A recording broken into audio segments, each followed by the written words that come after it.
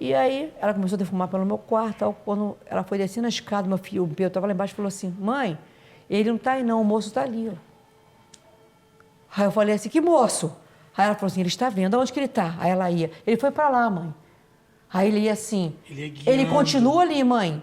Ele não está saindo com isso. Aí ela começou a rezar, e jogando. Aí ele foi saindo pelo portão da lateral assim. Aí ela, mãe, ele está saindo, está lá fora do outro lado da rua. Ele está do outro lado da rua. Aí ela botou o defumador do lado de fora e fechou o portão. E nós entramos, era um portão de ferro que fechava tudo. Quando fechou o portão, fez bom, bom, bom, 3 vezes no portão. Aí eu falei, que é isso? Entendeu? Aí o meu filho, é ele, mãe, é ele.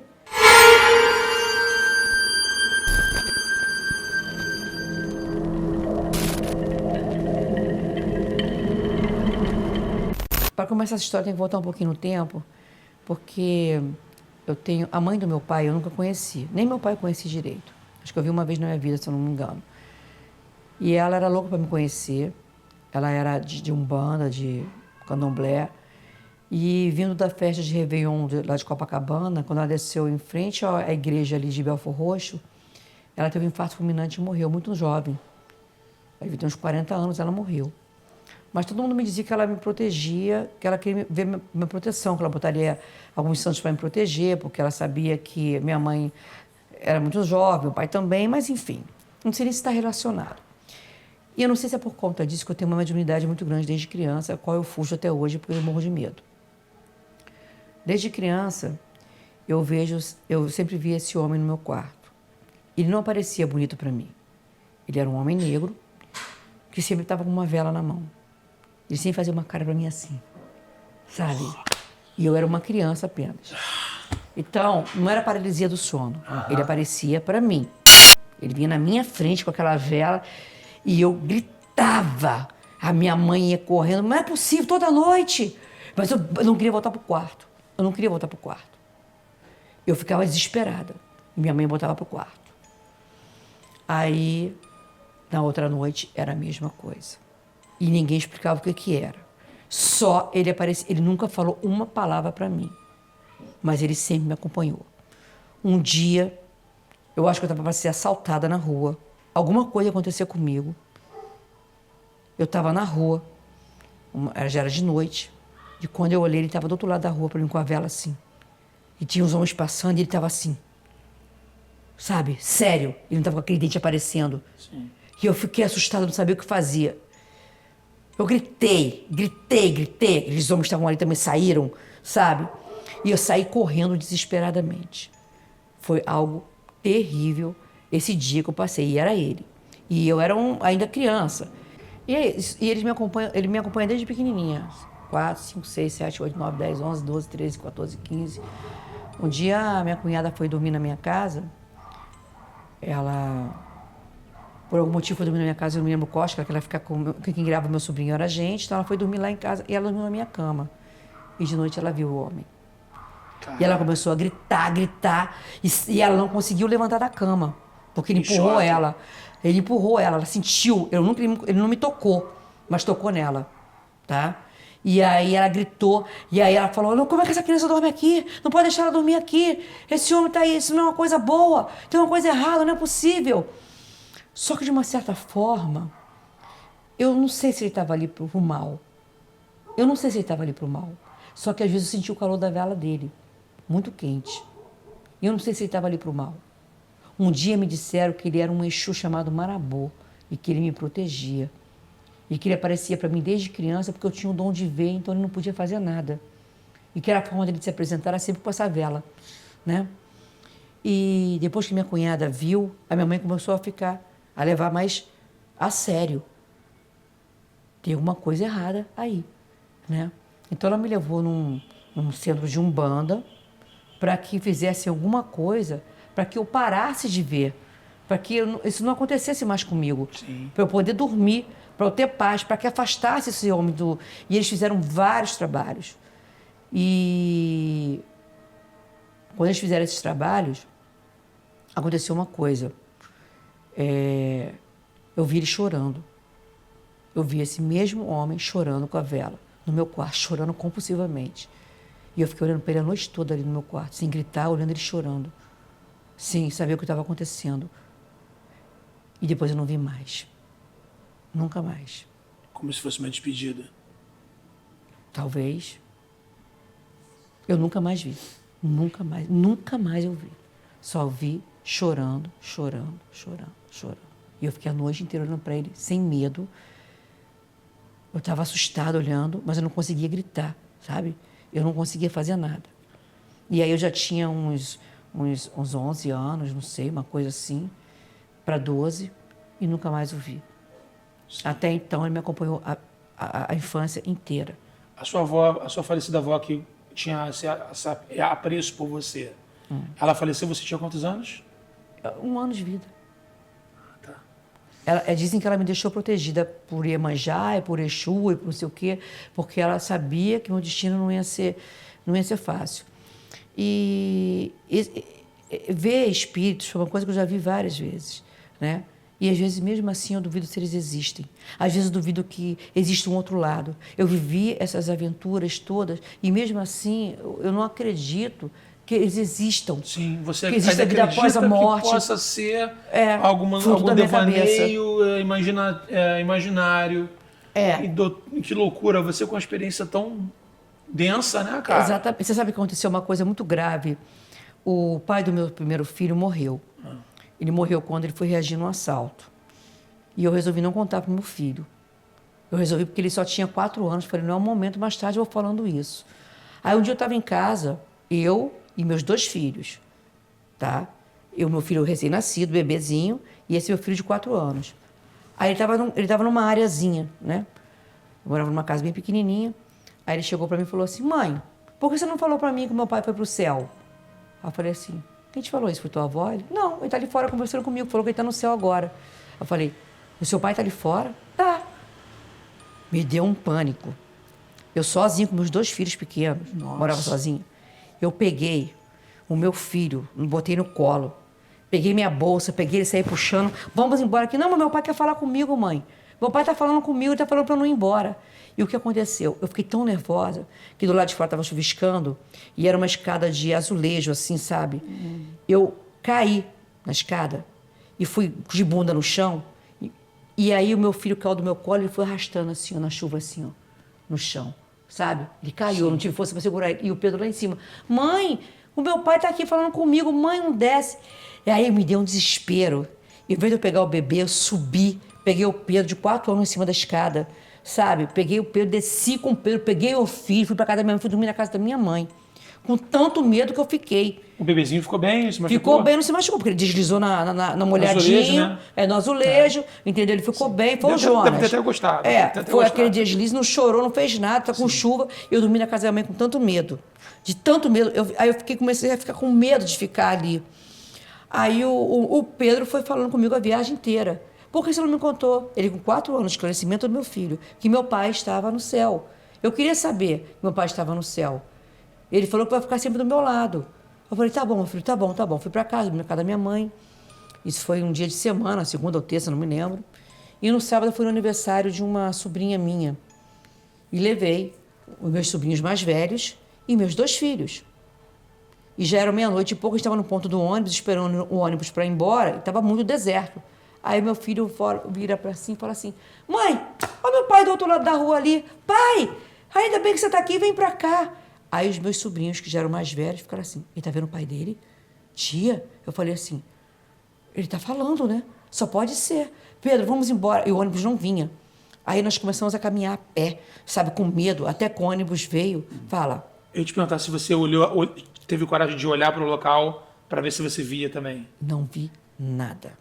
Você olhou e não viu? Não. O que eu senti, uma sensação estranha. E que meus sobrinhos também sentiram. Tanto o William quanto a Caroline. Eu senti uma sensação muito estranha. Uma sensação de medo, de pânico, sabe? E não foi só de pânico. É que como se eu estivesse sendo... não era vigiada, mas... É como se tivesse alguém que tivesse... Estava me ferindo naquele momento, não estava natural. Sim. Ele não tinha que estar ali. É como se ele não tivesse estado ali naquele momento e ele estava ali naquele momento, sabe? E eu fiquei com isso na cabeça. Ele falou que ia ficar com meu filho a vida inteira E é isso, ele está ficando com meu filho a vida inteira. E meu filho tem o mesmo dom que eu de ver os espíritos. E ele ainda relata a presença do pai? Não. Ele relatou a presença do pai até que idade? Uns 5, 6 anos só. Depois não relatou mais, porque aí eu fui fazer coisas para que isso não acontecesse também. Foi quem? Foi o... O Pedro, o mais velho. Ah, tá. O mais velho. O que trouxe o suquinho O pra que gente. trouxe o suquinho pra gente. Então, isso aconteceu com o Pedro. E aconteceu de uma forma muito, muito, muito forte. Quer dizer, eu não contei para o pai, eu não contei para ele seu pai morreu. O pai dele foi lá e contou. E mesmo assim, eu ainda fico me perguntando, será que isso é verdade? Será que de alguma forma ele ouviu isso em algum lugar? Eu falei assim, não, ele não ouviu porque eu não falei para ninguém. Uma criança de 4 anos. E outra coisa, eu não falei para ninguém, sabe? Eu cheguei do enterro, eu fui no enterro, fiquei abalada com aquilo tudo, já estava muito sensibilizada, porque afinal de contas ele era o pai do meu filho, entendeu? E o pai dele contar para ele foi muito especial. Foi muito especial. E talvez tenha sido a melhor forma dele saber, entendeu? Hoje eu fico analisando isso, acho que foi a melhor forma, mas essa espiritualidade que sempre me seguiu e que minha mãe fez algo para me afastar, eu não sei se foi bom ou se foi ruim, porque hoje eu tenho tanto medo de espírito, tanto medo, que eu tenho medo de ficar na minha casa sozinha, eu não durmo de luz apagada de forma alguma, eu tenho pavor, se apagar a luz eu grito, até morrer, Sim. sabe? Se alguém me deixar sozinha nessa casa, eu infarto. Eu não fico sozinha nessa casa de hipótese alguma. Você acha que... É porque, assim, a mediunidade, ela, pelas pessoas que eu já vi, assim, ela fala, não tenha medo de ter espírito na tua casa. O espírito está em todo lugar, saca? Se você for na casa do vizinho, vai ter os que acompanham ele, tem isso, saca? Você já foi em algum lugar específico, estou falando você como essa tendência à mediunidade. Tem algum lugar específico que você já tenha ido, ou que já tenha morado, já tenha vivido, que você sente que ali é um lugar diferente, que você não fica e não volta ali de jeito maneira?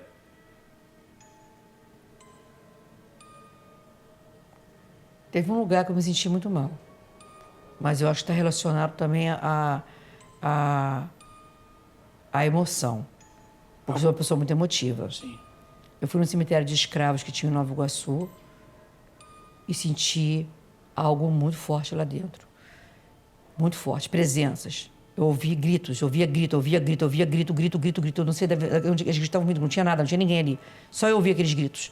Os gritos estavam vindo de onde, assim, na tua percepção? De todo lugar, de perto. Muito grito de sofrimento, de dor. E eu falei, eu preciso sair daqui agora. Isso eu era criança ainda. E eu senti... aí lá tinha ainda umas correntes, sabe? Tinha umas coisas horríveis. Então, tudo aquilo me chamou muita atenção. E eu falei, será que eu estou imaginando isso? Não, mas não estava me chamando. Eu estava ouvindo aquilo. E eu falei, não quero voltar aqui nunca mais, porque era uma coisa horrível. Não era parecia que eu me sentia num lugar com pessoas sendo, sei lá, mortas, com pessoas pedindo socorro, eu não sei que sensação foi aquela. Mas aquilo durou assim, sei lá, uns 2 ou 3 minutos, foi muito longo, até eu entender que não tinha ninguém gritando ali e eu tinha que sair dali, sabe? E eu saí, não tinha ninguém ali. Você tinha ido lá fazer o quê? Era o cemitério... É porque a gente foi fazer uma visita com teatro na Fazenda São Bernardino, lá em Tinguá. E aí eu tinha o cemitério dos escravos e também tinha o cemitério dos ricos lá em cima, né? Sim. Então eu fui no cemitério dos escravos, sabe? Porque algumas pessoas me levaram ali. Sim. Não sei. Era tipo um turismo, uma visita guiada na fazenda. E até eu entender que aquilo era um cemitério de escravo, eu já estava ouvindo os gritos todos. Você entendeu? Não precisou ninguém te falar. Não. Pra te... então pode ser imaginação. Só que eu não estava entendendo de onde estavam vindo os gritos. Sim. Aí eu falei com quem estava... Não estão ouvindo esses gritos, não. Estou aqui pedindo socorro. Eu fiquei assim. Aí começou a ficar forte, sabe? Uma coisa muito forte. Aí a menina falou, você tá doida? Você sabe que você tá com a cabeça que isso aqui é cemitério de escravos. Eu falei, eu ouvi o cemitério de escravos, mas eu não tinha ouvido ainda. Sim. Entendeu? A gente estava fazendo visitas. Ou seja, você não teve aquela relação de, eu estou indo no cemitério de escravos e agora eu vou... Você não. ouviu antes e depois você soube. Isso foi bem estranho. Toda a diferença. Então, isso foi eu falei, não quero voltar aqui nunca mais, e não voltei mesmo. Isso foi realmente algo que eu... Tem um caminhão dando ré que tá me enchendo o saco. Mas faz parte, né? Faz parte. Total. E teve uma coisa que aconteceu também na minha casa, na minha escola de teatro. Isso envolve o Pedro também. Todo dia de noite, na minha escola de teatro, eu estava ouvindo pessoas conversarem lá embaixo na sala. Eu morava sozinha com meu filho Pedro. Ainda não tinha o Jonas. Eu estava grávida do Pedro, aliás. Jonas é o que estava... É. Ah, tá. Eu estava grávida dele. Eu sozinha com o Pedro lá. Foi antes de eu morar nessa casinha pequenininha. Sim. O pai do Pedro ainda estava vivo. E eu estava ouvindo vozes. Aí a mãe de uma aluna minha falou para ela assim, olha, tem alguma coisa aqui na sua casa, eu estou sentindo isso. É uma coisa muito braba. Você vai fazer um defumador com casca de alho, com bosta de cavalo.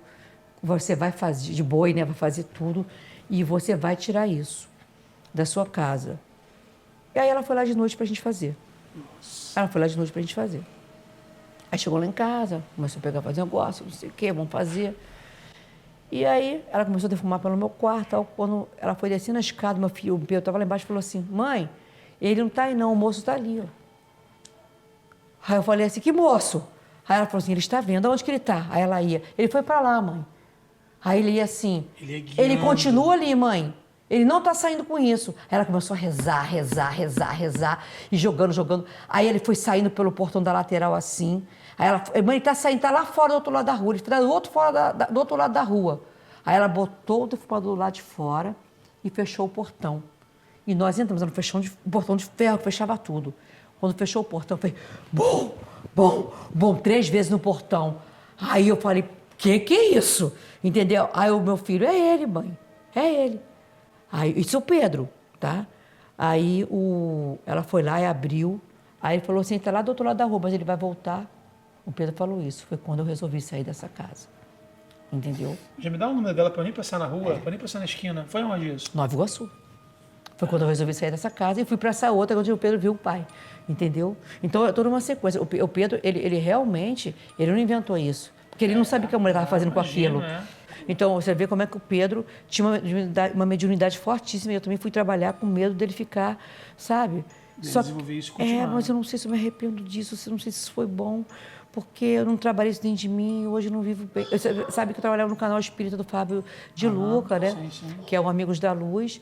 E eu trabalho lá e mesmo assim eu tenho tanto medo de espírito que eu não consigo fazer nada, sabe? Eu acho que eles entendem um pouco também que você tem medo. E é isso, né, cara? Não é todo mundo que tem culhão pra lidar com isso, saca? Não. Eu tenho um canal disso e tal, e obviamente tenho medo. É porque eu não tenho mediunidade nenhuma, mas se eu tivesse, eu visse alguma coisa, eu parava. Você já viu algum espírito? Não, nunca vi. Nunca viu? Você acredita? Acredito. Eu já tive contatos, tipo, em batalhas espirituais, inclusive, dentro de sonho. Minha mãe veio se despedir de mim no sonho, depois que morreu, 2 semanas depois de ter morrido, e visitou o sonho de outras pessoas, mandou recado para uma amiga dela, falando para médium que deu passe nela, falou assim, tem uma amiga que faleceu há pouco tempo que te chamava de Bela, Belinha, um negócio desse. A pessoa que nunca foi no centro na vida, naquele centro, foi tomar um passe, e minha mãe falou e mandou um recado. Saca? Eu acredito muito nisso. O que acontece é o seguinte, esse canal é um canal que ele está me mostrando que todo mundo tem uma história, uma experiência que ou envolve ufologia, ou envolve paranormalidade, essas coisas assim. Então, se existir ou não existir, são experiências que eu respeito muito e gosto de ouvi-las. Entendeu? Só que, cara, quando você tem uma taxa de amostragem, eu sou muito pela ciência e pela matemática, né? A partir do momento que você tem uma taxa de amostragem que, tipo, várias pessoas, as pessoas vêm me falar o relato. Eu não procuro ninguém. Eu falo, você me deve ter me visto poucas vezes falar assim, fala, galera, você que tem um relato aí, me fala. Não, eles chegam. Entendeu? Eu fui na FMD agora essa semana, no programa do Van Damme, um especial de sexta-feira 13. Ele viu meu programa, eu fui lá, ficamos 2 horas e pouca no programa. Uma galera ligando, chovendo ligação, dizendo de galera que tinha relatos e tal, saca? Então é sempre assim, as pessoas elas vivem a situação, elas experimentam isso, tem essa situação, e ela ou não tem coragem de contar pra ninguém porque ela acha que vai ser chamada de louca, ou ela acha que realmente ela é maluca, ou ela realmente não tem pra quem contar. Mas você sabe que eu vou te falar uma coisa rapidinho. Em 2008 aconteceu uma coisa muito de espírito mais séria, aconteceu recente, foi em 2008. Um amigo meu a mãe de um amigo meu tinha falecido, eu estava sonhando com ela toda noite. Acontece rapidinho. E eu falava para ele assim, será que sua mãe quer falar alguma coisa para mim? Porque ela está aparecendo para mim toda noite. Só que eu achava que era um sonho. Eu achava que eu estava sonhando com ela toda noite. E ele falou assim, não, minha mãe não estaria falando nada com você, acho que não. E eu não sabia. Esse amigo estava me passando a perna, né? Ele me passou a perna na sociedade, eu soube só alguns dias depois. E no dia que eu soube, aconteceu o mais grave de tudo. Eu estava dormindo e a mãe dele falou assim, acorda, e puxou meu pé. E eu caí da cama. Eu estava já aqui, nessa casa. E o velho falou assim, reza, porra, não fica assim, reza. E eu caí da cama. Eu falei, o que está acontecendo? E aí, quando eu cheguei lá, eu descobri que ele tinha me passado a perna. E um amigo em comum falou assim para mim, a mãe dele era muito correta. Ela estava tentando te avisar. Ela não concordava com as coisas que ele fazia. Você entendeu? Isso aconteceu comigo recentemente. Então, nunca tinha acontecido de um deles me tocar. Tem um contato físico, né? E me puxar da cama. Me puxou. E foi ela. Sabe? E eu estava vendo ela toda noite. Não era uma coisa normal. Então, isso mexeu comigo recentemente. Mexeu muito comigo. Recentemente, que foi 2008? Não, isso é 2008. Isso foi o mais recente. O que tem mexido muito comigo recentemente agora é conversar com meu pai e com minha mãe direto. Depois que eles morreram. Normal. A gente tem... Troca ideia, bate-papo. Isso tem acontecido comigo. Eles faleceram Bem há quanto comum. tempo? A minha mãe em 2015 e meu pai em 2019. Ah, foi recente, então. E primeiro eu estava sonhando com ela. Depois desses sonhos, começaram a ficar assim, mais fortes, porque a gente está conversando sobre muitas coisas, sabe? Ela aparece para mim, meu pai aparece para mim, a gente fala, depois eu fico um pouco cansada. Eu fico muito cansada. Total, imagino. Entendeu? Um desgaste físico. E eu não sei também. explicar se é sonho, não sei, mas isso tem acontecido. Diariamente, quase, eu tenho conversado com eles, sabe? E eu só não sei, eu não lembro de tudo. Sim. Eu não lembro de tudo que a gente conversa, mas que é bem forte, é bem forte.